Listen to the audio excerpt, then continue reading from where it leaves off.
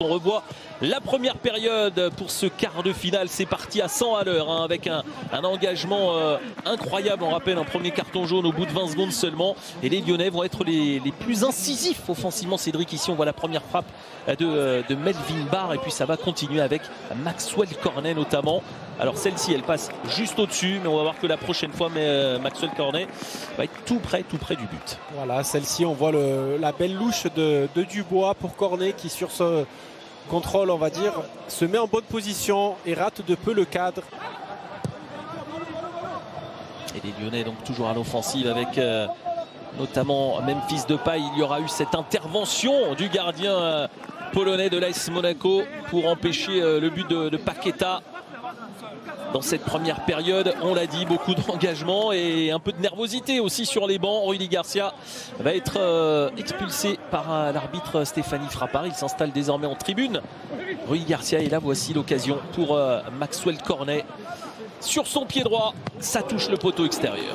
Oui, il reçoit le ballon avec un petit peu de réussite, mais sur ce coup-là, il s'applique un petit peu plus, il se penche plus sur le ballon pour trouver le cadre. Malheureusement pour lui, c'est le poteau.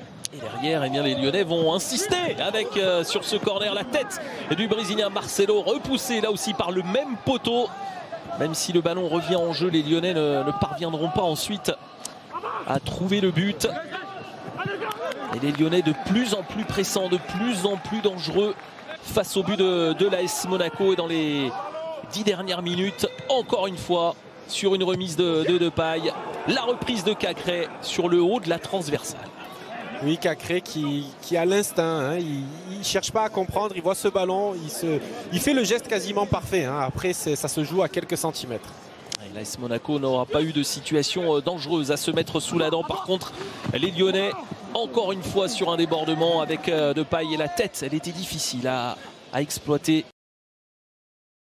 On va revoir les buts et les moments forts finalement de cette partie, parce qu'avant le but il y a eu ce penalty pour l'AS Monaco. On jouait la 53e minute et ce geste, ce pied haut dangereux de Sinali Diomandé. Il avait déjà pris un carton jaune et il reçoit assez logiquement le deuxième carton jaune.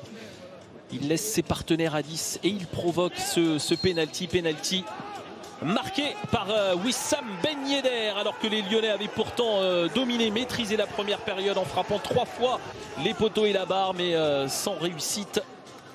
Ouais, voilà, l'efficacité, voilà. Elle était monégasque. Ouais, elle était monégasque, 3 fois les poteaux, la barre. Et juste avant ce penalty, il y a eu cette action de Cornet qui se met hors jeu pour quelques centimètres. Et donc quelques minutes plus tard, on est quoi, 5-6 minutes plus tard, il y a cette séquence avec un Ben Yedder en appui. Il sert d'écran à Kevin Folland. Ça fait 2-0 sur la frappe de l'Allemand au premier poteau. Oui, il fait parler sa puissance. On le voit voilà, sur le contrôle. Il met tout ce qu'il a sur sa frappe du pied droit. Premier poteau, fort au-dessus de la tête du gardien lyonnais.